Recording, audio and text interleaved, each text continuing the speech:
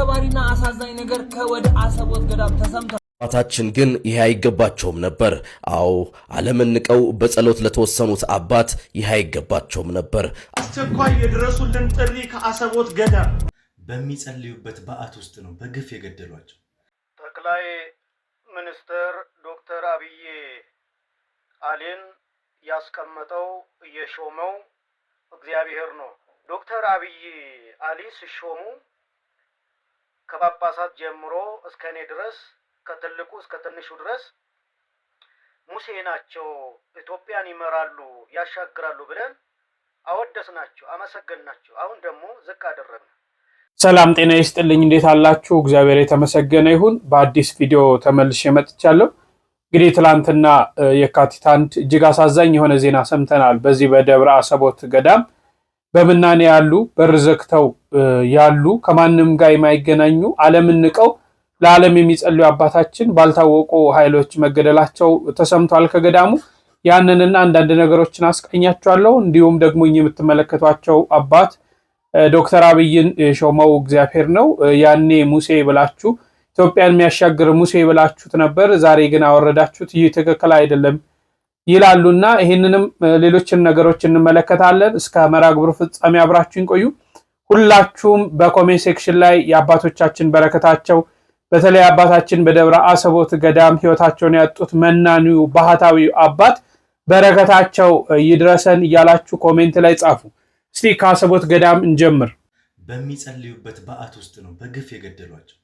በአሰቦት ቅድስት ሥላሴ ገዳም ውስጥ አንድ አባት ለሀገርና ለሕዝብ እየጸለዩ ሰላም አምጣልን እያሉ ምህረት አውርድ እያሉ በሚጸልዩበት በዓት ውስጥ ገብተው ገለዋቸው ሄደዋል። ትላንት ማምሻውን ማለት ነው። ይሄ የአባቶች ግድያ እስከ መቼ ነው የሚያበቃው? እስከ መቼ ነው ዋይ ዋይ ብቻ የሚባለው? ረባካችሁ ፍትህ። አባታችን ግን ይሄ አይገባቸውም ነበር። አዎ ዓለምን ንቀው በጸሎት ለተወሰኑት አባት ይሄ አይገባቸውም ነበር። አሰቦት ገዳም በሐዘን ተውጧል። በአሰቦት ደብረ ወገግ ቅድስት ሥላሴ ገዳም ለዓመታት በብህትውና ተወስነው የኖሩት ባህታዊ አባ መብራቱ ጥር 30 ቀን በበዓታቸው ወይም በመኖሪያቸው ውስጥ በግፍ ተገድለው ተገኝተዋል። ባህታዊው በዓለማዊ ኑሮ ተለይተው በገዳም ዘግተው ለሀገርና ለቤተ ክርስቲያን በጸሎት የሚተጉ አባት ቢሆኑም ማንነታቸው ባልታወቁ አካላት በመሳሪያ ተደብድበው መገደላቸውን ከስፍራው የደረሰ መረጃ ያመላክታል። በር ዘግተው ዓለምን ንቀው ለሰው ልጆች በሚጸልዩ መናንያን ላይ እንዲህ ያለ ዘግናኝ ድርጊት መፈጸሙ መላውን ምዕመናንና የገዳሙን ማህበረሰብ በታላቅ ሐዘን ላይ ጥሏል። የአባታችንን ነፍስ ከቅዱሳን ጋር ያሳርፍልን። ለቤተ ክርስቲያንና ለወዳጅ ዘመዶቻቸው መጽናናትን እንመኛለን። በእውነት ስለ አባታችን ሞት ስለ አባታችን ህልፈት ለመናገር አይደለም ያመጣሁት ይህን ቪዲዮ። ስለ ራሳችን ስለ እኔና ስለ እናንተ ማልቀስ የሚገባን ሰዓት ላይ ነው ያለነው። በገዳም የሚገኙ አባቶቻችን ሲሞቱ የምንጎዳው እኛ ነን። በገዳም ያሉ አባቶቻችን መከራና ግፍ ሲደርስባቸው የምንጎዳው እኔና እናንተ ነን። ምክንያቱም በእነዚህ አባቶቻችን ጸሎት ነው ያለነው። በእነዚህ አባቶቻችን ምልጃ ነው ያለነው። በእነዚህ አባቶቻችን ጸሎትና ልመና ነው ዛሬ ቆመን እየሄድን ያለነው። ወደ እግዚአብሔር ልመናን የሚያደርሱልን እነዚህ አባቶች ናቸው። ዛሬ ዓለም ያለችበትን ውጥንቅጥ ይዩት። ዓለም ያለችበትን ዲያብሎስን ዓለም አንግሳው እግዚአብሔርን ረስታ የዲያብሎስን ስራ እየሰራች ባለች ዓለም ውስጥ ነው ያለነው። ዛሬ እግዚአብሔር እኮ ተዘንግቷል። ዛሬ እግዚአብሔር ተረስቷል። ዛሬ እግዚአብሔር ሕግና ትእዛዝ የለም፣ እየተጠበቀ አይደለም። እኔና እናንተ ምን አይነት ህይወት ውስጥ ነው ያለነው? ምን አይነት ዓለም ውስጥ ነው ያለነው? በዚህች ዓለም ውስጥ እየኖርን ነገር ግን ዓለምን ንቀው ይቺ ዓለም አታስፈልገንም ብለው ዝናዋን፣ ሀብቷን፣ ጥጋቧን ሁሉ ነገር ትተው በገዳም የሚገኙ አባቶቻችን ስለኔና ስለ እናንተ ነው የሚጸልዩት። 24 ሰዓት እኔን ይሄን ስጠኝ እኮ አይደለም የሚሉት። ህዝብህን ባርክ፣ ይቅርበል፣ እባክህ ምሕረትን አውርድ እያሉ የሚለምኑ በተለይ በዙቃ ላይ የሚገኙ በደብረ አስቦት ገዳም የሚገኙ በደብረ ሊባኖስ በተለያየ ቦታ የሚገኙ አባቶቻችን ስለ ዓለም ነው የሚጸልዩት። እኚህ ባህታዊ እንግዲህ አባ መብራቱ በእውነት እንደሚነገርላቸው ከማንም ጋር ማይገናኙ ዘግተው ያሉ ከማንም ጋር የማያወሩ ምንም ነገር የማይፈልጉ ዘወትር ስለ ሀገር ሰላም የሚጸልዩ ታላቅ አባት ነበሩ። ዓለም በቃኝ ዓለምን አንፈልግም ብለው የሚሸሹ አባቶችን መግደል ለምን እንዳስፈልገ አይገባኝም። እኔ ዝና አይፈልጉ፣ ስልጣን አይፈልጉ፣ ሀብት አይፈልጉ፣ ምንም የሚፈልጉት ነገር የለም። እነዚህ አባቶቻችን ምንም የሚፈልጉት ነገር የለም። በገዳም ነው ያሉት። ከዚህ ዓለም እኮ ርቀው በዛ በዱሩ በገደሉ ከአራዊቱ ጋር በማይመች ሁኔታ ነው እኮ ያሉት። እነዚህ ማይመች ቦታ ሄዶ መግደል ማለት እንደው ምንም ለምን እንደሆነ ግራ ይገባኛል። ስለኔና ስለናንተ ግን ልናዝን ያስፈልጋል። አንድ አባት ስናጣ ከእግዚአብሔር የሚያስታርቀን። ለነሱማ ሞት እኮ ሰርጋቸው ነው። ለነሱማ ሞት እኮ ደስታቸው ነው። ለነሱማ ሞት እኮ ህይወታቸው ነው። ለምን ከክርስቶስ ጋር መኖርን ይናፍቃሉ። ተሸጋገሩ። ከገቡ መውጣት ወደሌለበት ከምንም ነገር ወደሌለበት ደስታ ህይወት ከክርስቶስ ጋር ምስጋና ከመላእክት ጋር ክርስቶስን ማመስገን ወዳለበት እኮ ነው ሄዱት። እነሱ ሞት እኮ ደስታቸው ነው። እኔና እናንተስ መቼ ነው የምንመለሰው? አባቶቻችን እንደሆነ እግዚአብሔር የሚፈልገውን የራሱን እየመረጠ እየወሰደ ነው፣ እየጠራ ነው። ምንድነው የሚውጠን? አሉን የምንላቸው በገዳም የሚገኙ አባቶች በየጊዜው ይገደላሉ። መዓቱ በዚሁ ልክ ነው፣ ቁጣው በዚህ ልክ ነው። መቼ ነው ወደ እግዚአብሔር የምንመለሰው? አሁን እንግዲህ ታላቁ ጾም ከፊታችን መጥቷል። ያለንበት ወቅት እንግዲህ ከጾመ ነነዌ እስከ አብይ ጾም ድረስ ያለው ወቅት በቤተክርስቲያናችን አባቶች ቅበላ ብለው ሰይመውታል። ክርስቶስን እንድንቀበል ያ የሚመጣውን ሙሽራ ለመቀበል ክርስቶስን እየተዘጋጀን ነው ወይ? እሱን ለመቀበል በንስሐ ሕይወት ወይስ ደግሞ 2 ወር ስጋ የእንስሳት ተዋጽኦ ስለማንበላ ምግብ ላይ ነው እያተኮረን ያለ ነው? ባይዘው ቅበላ ማለት ስጋን መብላት ወይም ደግሞ ስጋን መበቀል አላገኘህም ብለን 2 ወር አላገኘም ብለን ስጋን መበቀል አይደለም። ቅበላ ማለት ክርስቶስን መቀበል ነው። ንጹህ ሆነን መቀበል ነው። ሙሽራውን ተዘጋጅተን መቀበል ነው በንስሐ ሕይወት ማለት ነው። ይሄን እያደረግን ነው። አያሳዝናችሁም? አሁን ለመኖር የሚያጓጓ ነገር አለ? እንደው ይህ ነገር ለዚህ ዓላማ ኖርለታለሁ የምንለው ነገር አለ? ያለውን ማዕት ስለምናውቀው ማለት ነው። ስለዚህ ወደሱ ልንቀርብ ያስፈልጋል ብዬ አስባለሁ። እግዚአብሔር ይቅር እንዲለን እና መንግስትም የሚመለከታቸው አካላቶች እባካችሁ በየገዳሙ የሚገኙ አባቶች ጠበቃ ሁኗቸው፣ ከለላ ሁኗቸው። ይጠቅሙናል፣ ለሀገር ሰላም ይጠቅሙናል፣ ለህዝቡ ሰላም ይጠቅሙናል፣ ለሚመጣብን መዓት ለሚመጣብን መቅሰፍት ይጠቅሙናል እነዚህ አባቶች። እነዚህን ካጣናቸው ግን መቋቋም አንችለውም። ምክንያቱም እያንዳንዳችን የራሳችንን ስራና ከእግዚአብሔር ጋር ያለን ግንኙነት ምን እንደሚመስል ስለምናውቀው ማለት ነው። የሚመለከታቸው አካላቶች ቤተ ክህነትም፣ ቅዱስ ሲኖዶስም፣ ብፁዓን አበው ሊቃነ ጳጳሳትም ለአባቶቻችሁ ድምፁ ናችሁ፣ ጠበቃ ሁኗቸው። እሺ እስቲ እኚህን አባት እንስማቸው። ጠቅላይ ሚኒስትር ዶክተር አብይ አሊን ያስቀመጠው የሾመው እግዚአብሔር ነው። ስልጣንን ለእግዚአብሔር ተውት። ሐዋርያው ቅዱስ ጳውሎስ ወደ ሮሜ መልእክቱ በምዕራፍ 13 ከቁጥር 1 ላይ ጀምራችሁ ስታነቡ እንዲህ ብሎ ጽፎታል። ነፍስ ሁሉ በበላይ ላሉት ባለስልጣኖች ይገዛ፣ ከእግዚአብሔር ካልተገኘ በቀር ስልጣን የለምና፣ ያሉትም ባለስልጣኖች በእግዚአብሔር የተሾሙ ናቸውና ይላል። ይህንን ምን ትላላችሁ? እኛ የሃይማኖት አባቶች እችን ቃል ምዕራፉን ቁጥሩን ጠቅሰን አንሰብካትም፣ ምዕመናኑን እንፈራታለን። ዶክተር አብይ አሊ ሲሾሙ ከጳጳሳት ጀምሮ እስከኔ ድረስ ከትልቁ እስከ ትንሹ ድረስ ሙሴ ናቸው፣ ኢትዮጵያን ይመራሉ፣ ያሻግራሉ ብለን አወደስናቸው፣ አመሰገንናቸው። አሁን ደግሞ ዝቅ አደረግን። ምክንያቱም እግዚአብሔር አስቀምጧቸዋል፣ እግዚአብሔር ሹሟቸዋል። ስልጣን ሁሉ ከእግዚአብሔር ተብሏል። ስለዚህ መገዳደሉ ሰለቸን፣ መገፋፋቱ ሰለቸን፣ ዘረኝነቱ ሰለቸን። ስለዚህ ፖለቲከኞች መዋጋቱን ተውና እግዚአብሔር ስልጣን እንዲሰጣችሁ በዙፋኑ ላይ እንዲያስቀምጣችሁ ሱባኤ ግቡ፣ ጸልዩ። እግዚአብሔር ከፈቀደላችሁ ጸሎታችሁ ንጽህና ካለው ቅድስና ካለው ከሰመረላችሁ እግዚአብሔር ይሾማችኋል፣ ያስቀምጣችኋል። ስለዚህ የተወደዳችሁ የኢትዮጵያ ልጆች መንቃት አለብን። ልጆቻችን እየሞቱ ነው፣ እየተገዳደሉ ነው። ለባለስልጣናት መገዛት ግዴታችን ነው፣ መታዘዝ ግዴታችን ነው። በመገዳደል በመገፋፋት ምንም ጥቅም አናገኝም። ትውልዱን ማዳን ያስፈልጋል። ልጆቻችን ማቆየት ያስፈልጋል። ልጆቻችን ጦርነትን ትቶ መማር አለባቸው። ዕውቀት መሸመት አለባቸው።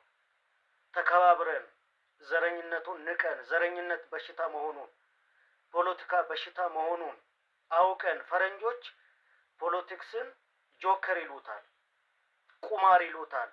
ፈረንጆች አላምጦ የተፉትን እኛ ደግሞ እንዳዲስ እናኝከዋለን። ስለዚህ ፖለቲካ አይጠቅመንም። እግዚአብሔር ኢትዮጵያን እንደሚወዳት መዝሙረኛው ቅዱስ ዳዊት እንዲህ ይላል ስለ ኢትዮጵያ ወወሀብኮሙ ሲሳዮሙ ለሕዝበ ኢትዮጵያ መዝሙር 73 ከቁጥር 13 ላይ እግዚአብሔር ለኢትዮጵያ ምግባቸውን ሰጣቸው ይላል። እግዚአብሔር ለኢትዮጵያ ምግብ የሰጠውን ባለስልጣን እንዴት ይከለክሏል? ሁሉም ነገር በእግዚአብሔር ፈቃድ መሆኑ እግዚአብሔር እኛ ክፉ ስንሆን እግዚአብሔር ክፉ ሰው ይሾምብናል፣ ደግ ሲሆን ደግሞ ደግ ሰው ይሾምብናል። ስለዚህ የኛ ክፋት ስለሆነ ነው እንጂ ከባለስልጣናቱ አይደለም። ክፋታችን በዝቷል። ክፋታችን ኃጢአትን ክፋትን ጸንሳ ሞትን ወልዳለች። ሞት ደግሞ በእኛ ላይ ያንጃበበ ነክሶብናል። ስለዚህ ሁላችንም ወደ ራሳችን ተመልሰን ስልጣን ሁሉ ከእግዚአብሔር መሆኑን አውቀን ተረድተን ወንጌልን መመርመር ያስፈልጋል። ስለዚህ ሁሉም ነገር የሚስተካከለው በመሳሪያ አይደለም፣ በጦርነት አይደለም፣ በጸሎት ነው። እኛ የሃይማኖት አባቶች ከፖለቲክስ ርቀን ራሳችን ገድበን ስለ ሀገራችን መጸለይ ያስፈልጋል። ፖለቲካ አይጠቅመንም፣ ዘረኝነት አይጠቅመንም። የሚጠቅመን ጸሎት ብቻ ነው። እግዚአብሔር ሁላችን ያግዘን፣ ሀገራችን ኢትዮጵያን ያግዘን። ዛሬም ቤተክርስቲያናችን ፍትሐ ዘወልድ ጸሎት ፍትሐ ዘወልድ ስታነቡ አባቶቻችን በባለስልጣናቱ ፊት በነገስታቱ ፊት ሰላምን እንዲያበዛላቸው ሞገስን እንዲያበዛላቸው ብለን እንጸልያለን። ቤተክርስቲያናችን ስለ ባለስልጣናትም ትጸልያለች፣ ስለ ጠቅላይ ሚኒስትርም ትጸልያለች፣ ስለ ገበሬም ትጸልያለች፣ ስለ ነጋዴም ትጸልያለች፣ ስለ ተማሪዎችም ትጸልያለች፣ ስለ ትልልቆቹም ስለ ተናናሾቹም ትጸልያለች። ስለዚህ ይህንን አውቀን ማስተዋል ግንዛቤ ያስፈልገናል። ለጊዜው ስሜታዊ ባንሆን ነገሮችን አርቀን ብናስብ የተሻለ ይሆናል። እግዚአብሔር ሁላችን ይባርካል። አዎ ሹመት ከእግዚአብሔር ነው። እግዚአብሔር አምላክ ለተለያየ ነገር ሰዎችን ይሾማል። ለተለያየ ነገር ማለት ለጥፋትም ይሾማል፣ ለእድገትም ይሾማል፣ ለተለያየ እግዚአብሔር ይሾማል እናምናለን። እንግዲህ ዋናው ያነሱትን ሐሳብ ስንመለከት ጦርነት ይብቃን ነው። ማንም ሰው ጦርነትን አይደግፍም። ወንድም በወንድሙ ላይ መጨካከን የለበትም። እርስ በርሳችን ነው እየተገዳደልን ያለን። እርስ በርሳችን ነው ደም እየተፋሳሰን ያለን። ስለዚህ ደም መፍሰስ ይብቃ። ምድሪቷ በደም ጨቅይታለች። ድጋሚ ደግሞ ወደ ደም ውስጥ አንግባ። ምንም ማያውቁ እናቶቻችን፣ ምንም ማያውቁ አባቶቻችን፣ ምንም የማያውቁ ወጣቶች እያለቁ ነው። እባካችሁ ጦርነት ይብቃ፣ አንፈልግም። በቃ ያ ያለፈው ዘመን ይበቃናል። ከሱ ልንማር ይገባል። ማንም ጦርነትን የሚደግፍ የለም። እያንዳንዳችን ልናወግዝ ያስፈልጋል። ምናወግዘው በምንችለው ነገር በሙሉ ካልሆነ ወደ እግዚአብሔር እንጸልይ። ጦርነት ኢትዮጵያ ጦርነት ይበቃታል። ከዚህ በኋላ ስለ ሰላም፣ ስለ እድገት፣ ስለ ተለያየ ነገር ሰዎች ኑሯቸውን የሚያሻሽሉበት በሰላም በፍቅር ወጥተው የሚገቡበት ነገር ነው መታሰብ ያለበት እና ያላችሁም የመንግስት አካላቶች በዚህ ላይ ከፍተኛ ስራ እንድትሰሩ ጠይቃለሁ። አባታችን ሌሎችን ብዙ ሐሳብ አንስተዋል። በዚህ ላይ እስቲ ደግሞ እናንተ ሐሳባችሁን ጨምሩበት። እነዚህን እንስማና እንጨርሳለን። ሰማይና ምድር እህታችን ባለማወቅ እንጂ አውቀሽ እንዲህ እንደማታደርጊ ተስፋ አደርጋለሁ። በመጀመሪያ ስንነሳ እንኳን ሱሪ ለብሰሽ መዘመር ይቅርና ክርስቲያን በመሆንሽ ብቻ ሱሪ መልበስ አይፈቀድልሽም። ሱሪ የምትለብሱ ሴቶች ጭራሽ ደግሞ ይባስ ብሎ ሱሪ ለብሳችሁ ምዘምሩ፣ ከዛ ሲብስ ደግሞ ለቅሶ ነው ምን እያላችሁ እያሳበባችሁ ሱሪ ለብሳችሁ ቤተክርስቲያን ውስጥ የምትንጎማለሉ ሴቶች ይሄንን ማወቅ አለባችሁ። እናንተ እግዚአብሔር ላይ ያመጻችሁ እንደሆነ ልታውቁ ይገባል። እግዚአብሔር በመጽሐፍ ቅዱስ ቃሉ ወንድ ሴትን ሴት ወንድና ሄልበስ ብሎ ያዘዘውን ትእዛዝ እያፈረሳችሁ እግዚአብሔር ላይ ያመጻችሁ። አንተ ሱሪ አትልበስ ብለን ነበር፣ እኛ ግን ይኸው ለብሰን ከቤት እንመላለሳለን። አንተ ሱሪ አትልበሱ ብለን ነበር፣ እኛ ሲው ሱሪ ለብሰን ይዘምርላለን ምን ታመጣለህ ያላችሁ እግዚአብሔር ላይ ያመጻችሁ እንደሆነ ማወቅ አለባችሁ። እግዚአብሔር ላይ አምጾ መጨረሻ ያማረ አንድም ሰው እንኳን አልተገኘም። ሁሉም መጨረሻቸው ጥፋት ነው የሆነ። ስለዚህ ከዚህ ጥፋታችሁ ታርማችሁ እግዚአብሔር ላይ ማመጻችሁን አቆማችሁ ሱሪ የምትለብሱ ክርስቲያኖች ሱሪ መልበሳችሁን ተው። ቀሚስ ነው ለእናንተ የተፈቀረው። ሁለተኛ ነገር ደግሞ ሱሪ ለብሳችሁ ቤተክርስቲያን ውስጥ የምትንጎማለሉ ቤተክርስቲያን ውስጥ የምትመላለሱ ሴቶች እረፉ የሚላችሁ ሰው ብታጡ እንኳን እናንተ እግዚአብሔርን ፈርታችሁ ቢያንስ ከቤት መተናል ሱሪ ለብሰናል ብላችሁ እግዚአብሔርን ከምትገዳደሩት ሱሪ መልበሱን ብታቆሙት፣ ቢያንስ ድፍረታችሁን ቀንሳችሁ ቤተክርስቲያን ለብሳችሁ መምጣት ብታቆሙ መልካም ነው። ሁለተኛ ነገር ደግሞ ሱሪ ላይ ነጠላ ደርባችሁ ሊቃል እግዚአብሔርን መዝሙርን እንዘምራለን ብላችሁ ተራፍራችሁ ሚዲያ ላይ ባትወጡ መልካም ነው። ብቻችሁንም ቢሆን እንዲያታደርጉ። ሌሎቻችሁ ደግሞ በውስጥ አትነግራትም ለምንድነው በውስጥ ማጨሩሽ የምትሉ ሰዎች በግልጽ የተሰራን ኃጢአት በግልጽ ነው መናገርና መገሰጽ ያለብን። ይሄንን አውቃችሁ ከዚህ ድርጊታችሁ ከዚህ ንግግራችሁ ተቆጠቡ። ኮሜንትም አትጻፉ። ስለዚህ እህቴ ያን ምክሬን ሰምተሽ ከዚህ ስራሽ ተቆጠበሽ የለቀቅሽውን ቪዲዮም እንደምታጠፊና ይቅርታ እንደምትጠይቂ ተስፋ አደርጋለሁ። ሌሎቻችሁም እንደምታደርጉ እህቶች ልክ አይደለም። እግዚአብሔርን የሚያሳዝንና የሚያስቆጣ መክሰፍትን የሚያመጣ ስራ መሆኑን አውቃችሁ ከዚህ ስራችሁ ተቆጠባችሁ ሱሪውን አውልቃችሁ ለወንዶች ትታችሁ እናንተ ቀሚስ ልበሱ። ጸሎት እኮ ጠፍቶብናል ልጆቻችን። ጸሎት ጠፋብን፣ ግራ ተጋባን። አዎ ዝማሬው ጠፍቶናል። ቀድም ስታዘባችሁ ነበረ። አዎ ታቦቱ እየዞረ እያመሰገንን ጥቂት ሰዎች ያጨበጭባሉ፣ እልል ይላሉ፣ ይዘምራሉ። አብዛኛው ሰው ግን ሞባይሉን አውጥቶ ይቀርጽ ነበረ። ሽማግሌ የለ ወጣት። እንደው ያሳዝናል። ታቦቱ በዚህ እየዞረ ሁሉም እየሰገደ የሚዘምርበት ሰዓት፣ የምናመሰግንበት ሰዓት፣ እልል እያልን እያሸበሸብን የምናጨበጭብበት ሰዓት ላይ እነሆ ተማረክን። ለሞባይላችሁ ተማረካችሁ፣ ሞባይላችሁ ገዛችሁ። አዎ ምንድነው የምትቀርጹት? ምንድነው የምንቀርጸው? ወንዱ ሴቱ ምንድነው የምትቀርጹት? ምን ልታስቀሩ ነው? በልባችሁ ብታስቀሩት አይሻላችሁ? አሁን የዝማሬ ሰዓት አይደለም። አሁን የምስጋና ሰዓት አይደለም። ምን ለማምጣት ነው? ምን ለመስራት ነው? አረ ለሁሉም ጊዜ አለው ልጆቻችን። አረ ለሁሉም ጊዜ አለው። እንኳን ለህይወት ለሞትም ጊዜ አለው እኮ። ምን እየሰራን ነው? ጠዋትም ስታዩ ማታም ስታዩ ዛሬም ስታዩ ነገም ስታዩ ተነጎዳም ስታዩ ሁሉ ጊዜ ሁሉም ሞባይሉን አውጥቶ ነው የሚቀርጸው። መቼ ነው ልቦናችን ውስጥ የሚቀረጸው? መቼ ነው በልቦናችን የምንይዘው? ለማን ነው የምታስቀሩት? መጀመሪያ እኔና እናንተ እኮ እንለወጥ። እኔና እናንተ አባቶቻችን እኮ የተቀረጸ ነገር አስቀምጠው አይደለም ያሳመኑን። አባቶቻችን እኮ ቀርጸው በሞባይል ወይም በሌላ ነገር አዘጋጅተው አይደለም እኮ ለኔና ለናንተ ያስተላልፉልን። በልባቸው ይዘው በብራና ዳምጠው ቀለም በጥብጠው ጽፈው ነው እንዴ። ታዲያ እንዴት ሆኖ ይግባን? ታዲያ እንዴት ሆኖ ይለመነን? በመዘመሪያው ሰዓት በማመስገኛው ሰዓት ቆመን እንደ እንጨት ዝም ብለን እንቀርጻለን። ታቦቱን አናውቀውም። እግዚአብሔርን ዙፋን አታውቁትም። ኧረ እባካችሁ ወደ ልቦናችን እንመለስ። እናቶች ልጆቻችሁን ምከሯቸው። አባቶች ልጆቻችሁን ንገሯቸው። ለነገሩ አሁንማ ወጣቱም ለእናቱም ለአባቱም ጆሮ መስጠት ትቷል። እስቲ እግዚአብሔር ልቦናችንን ይመልስልን። አዎ እንደ ድንጋይ የጠነከረ ልቦና አመጣባችኋለሁ ብሎ ተጽፏል። እግዚአብሔር እንደ ድንጋይ የጠነከረውን እነሆ እንደ ሰም ያቀልጥልን። ይሄ ታሪክ እንዳያመልጣችሁ። የምንፍቅና ደብዳቤ ንጉሥ ጽፎ ወደ ገዳማቸው ይልክላቸው። እኛ አባት ያንን ደብዳቤ ይዘው ቅዱሳን አባቶች መቃብር ይዘው አባቶች በዚህ ደብዳቤ ልፈርም ብለው ቢጠይቋቸው እዛ የተሰበሰቡት ቅዱሳን ሁሉ ሞተዋል እኮ ተቀብረዋል እኮ፣ ግን እንዲህ ብለው መልስ መለሱላቸው። ይሄን ታሪክ እስከ መጨረሻው አዳምጡ። ሁላችሁም በኮሜንት የአባ ለንጊኖስ በረከታቸው ይደርብን እያላችሁ ጻፉልኝ። ለሌሎች እንዲዳረስ ኮፒ ሊንክ ሼር ፖስት እያደረጋችሁ እስከ መጨረሻው ታሪኩን አዳምጡት። አባ ለንጊኖስ ዘደብረ ዝጋግ ትውልዳቸው ኪልኪያ ሲሆን በልጅነታቸው ገዳም ገብተው በመንኮስ የአባ ሉኪያኖስ ደቀ መዝሙር ሆነው በተጋድሎ ኖረዋል። መምህራቸው አባ ሉኪያኖስ አበምኔትነት ሊሾማቸው ሲሉ ውዳሴ ከንቱን በመጥራት አባ ለንጊኖስ ይዞ በድብቅ ወደ ሶሪያ ሄዱ።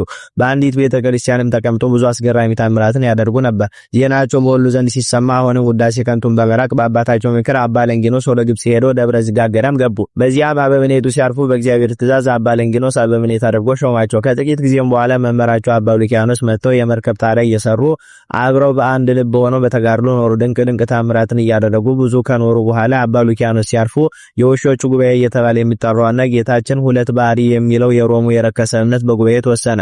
ከአዲዮ ንጉስ መርቂያኖስን በሀገሮች ሁሉ የጉባኤውን ደብዳቤ መላክ ጀመረ። የንጉሱንም ደብዳቤ መልእክተኞቹ ለአባ ለንጊኖስ አመጡላቸውና በዚህ ጽሑፍ እንድታምኑና እንድትፈርሙበት ንጉሱ አዟል ብለው ሰጧቸው። አቡነ ለንጊኖስም ከቅዱሳን አባቶች ጋር ልማከርበት እኔ ምን መስራት አልችልም፣ እንድማከርበት እናንተ ከኔ ጋር ኑ ብለው የቅዱሳን አጽም ወዳለበት ዋሻ ውስጥ ይዟቸው ሄዱ። አባታችንም ለአጽሞቹ እንዲህ ብለው ተናገሩ። የተከበራችሁ ቅዱሳን አባቶች ሆይ እናንተ አርፈን ተኝተናል አትበሉ። እነሆ አንዱን ክርስቶስን ለትባሪ የሚያደርግ በውስጡ የተጻፈበትን ይህን ደብዳቤ አምጥተዋልና በቃሉ አምን ዘንድ በውስጡ መፈርም ዘንድ ታዙኛላችሁን እያለ አጽሞቹን ጠየቃቸው። ያን ጊዜም የተላኩት ሰዎች ሁሉ እየሰሙ ከቅዱሳኑ አስከሬን እንዲህ የሚል ቃል ወጣ። የአባቶቻችንን የሐዋርያትን የ318ቱን የቀናች ሃይማኖት አትተው፣ ይህንን የረከሰ ደብዳቤ አትከተል፣ ከአስከሬናችን ቦታም አርቀው እንጂ የሚል ቃል ከቅዱሳኑ አስከሬን ወጣ። ይህንንም የሰሙት የንጉሱ መልእክተኞች እጅግ አድንቀው ወደ ንጉሱ አልተመለሱ። ይልቁንም ራሶቻቸውን ተላጭተው በዚያው መነኮሱ እንጂ እስከ ዕለተ ዕረፍታቸውን በታላቅ ተጋድሎ ኖሩ። የከበሩ አባ ለንጊኖስ ያማረ ተጋድሏቸውን ጨርሰው በሰላም አረፉ። ረድኤተ በረከታቸው ይደርብን፣ በጸሎታቸው ይማረን፣ አሜን። አንድ ነገር ልንገራችሁ። አንድ ሰው እግዚአብሔርን ወደደ የሚባለው የሚጸድቅበትን ቀመር እየፈለገ ስለሚሰራ ሳይሆን እግዚአብሔር የሚጠላውን ነገር ለእግዚአብሔር ብሎ የተወ እንደሆነ ያችናል። እለታፈቅርዎ ለእግዚአብሔር ጽልእዋ ለእኪት። ይሄ ነው በቃ ምልክቱ ማለት ነው። እግዚአብሔርን የምትወዱት ከሆነ እግዚአብሔር የሚጠላውን ጥሉ ማለት ነው። እግዚአብሔር የሚጠላው አኮኑ ጸላይትከ ምንድነው ያለ ቅዱስ ዳዊት? ጸላይኩ ጠላትህን የምጠላ አይደለሁም ወይ? ጠላቶች ጠላቶቼ ናቸው ብሏል።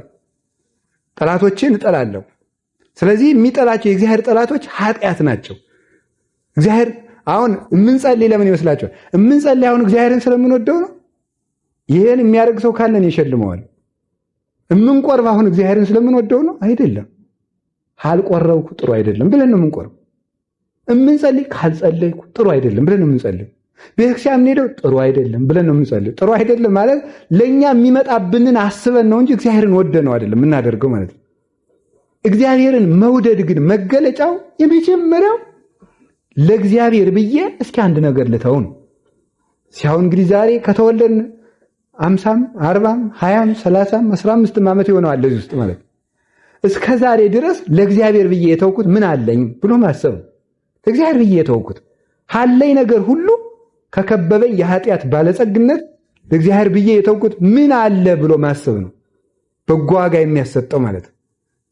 አብርሃም ለእግዚአብሔር ብሎ ዘመዶች ሁሉ ነው የተወው። ስጋውን ሁሉ ትቷል። ነውርን ሁሉ ትቷል። ለእግዚአብሔር አለው ለእግዚአብሔር ማፈርን ሁሉ ነው የተውት። ተገዘርልኝ ሲለው አብርሃምን ማፈርን ትቶ ለእግዚአብሔር እርቃኑን አጋልጦ መስጠትን። ቅዱሳን ለእግዚአብሔር እንኳን ኃጢአትን ክብርን ይተዋሉ ማለት ነው። ማፈርን ይተዋሉ። እና እንደው አንድ እንጨት ብተውልኝ ምን አለ ያለው እግዚአብሔር። እስኪ እንደው አንድ የምትወዳትን ነገር ያስጎመጀችን ነገር ተዋት። አሁን የዛሬው ትምህርታችን ውጤት መሆን ያለበት እግዚአብሔር ቢረዳን ማለት እኔም እናንተም አንዲት የምንወዳትን ዕፀ በለስ ከዛሬ ጀምሮ ለመተው ቃል ብንገባ ነው። ግቡ አላልኩ፣ ግቡ ነው ያልኩት እንጂ ማለት እያስማልኳችሁ አይደለም ነው። ለራሳችን ግን እስቲ መወሰን በቃ አንድ የምወዳት ዕፀ በለስ አለች፣ ከዛሬ በኋላ ይችን እተዋታለሁ። ተተዋላችሁ? እንድንተው እግዚአብሔር ይርዳን በሉ ነው ያልኩኝ። እንድንተው እግዚአብሔር ይርዳን። አንዲት በለስ ኩራት ያለበት ሰው ካለ ትተዋት ያችን እግዚአብሔርን ስለሚወደው ማለት ኩራት ያለበት ሰው ካለ ሌላም ምን አዘራዘረኝ የኃጢአት ሪፖርት ማቅረቢያ አይደለ ይሄ። ሌላም ጉድ ካለብን እስቲ እንደው ለእግዚአብሔር ብለን ያችን ልተውለት ይችን በለስ ይሄ ሁሉ ፀሐይወት ሰጠኝ ይሄ ሁሉ አጥራጥሮልኝ እስቲ እግዚአብሔር እንደው ይችን ልተውለት እንደው ይችን ብለን ማለት ነው። ለወዳጅ ተብሎ እኮ ስንት ነገር ይተዋልናት። ለወዳጅ ተብሎ፣ ለጎረቤት ተብሎ፣ ለወንድም ተብሎ፣ ለአንድ ባለውለታ ተብሎ እኮ ቀጠሮ የሚሰረዛል። ለእግዚአብሔር ብለን እኮ አንድ የኃጢአት ቀጠሮ እንኳን አሳልፈን አናውቅም። አንድ የኃጢአት ቀጠሮ ፈልገን ተዘጋጅተን እንሰራታለን እንዳታልፍብን ማለት ለእግዚአብሔር በብዙ ጊዜ መካከል አንድ ጊዜ ሳይኖረን ለኃጢአት ግን ፈልገን ሰከንድ እንኳን እናገኛለን። ያንን ጊዜ ማለፍ መቻል እግዚአብሔርን መውደድ በገነት መኖር ይሻለናል። በገነት መኖር የገነት እጽዋትን ሁሉ እየበላን ዕፀ በለስ እንድንታገስ እግዚአብሔር ይርዳን። ፍቅረ እግዚአብሔር በልቡናችን ይጽናል። ለመከሩን ላስተማሩን ለመምህሮቻችን እግዚአብሔር አምላክ ቃለ ሕይወትን ያሰማልን። ብዙ ነገሮችን እንዳገኛችሁ ተስፋ አደርጋለሁ። የምሕረት አምላክ ሁላችንም ይቅር ይበለን፣ ማስተዋሉን ይስጠን ለማለት እወዳለሁ። በቻላችሁ አቅም ለጸሎት በቆማችሁ ጊዜ ይህችን ሀገራችሁን ቤተክርስቲያናችሁን ሁሉ በጸሎት እንድታስቧት በፍቅር ጠይቃለሁ። በሌላ ጊዜ እስክንገናኝ ድረስ ቸር ቆዩልኝ።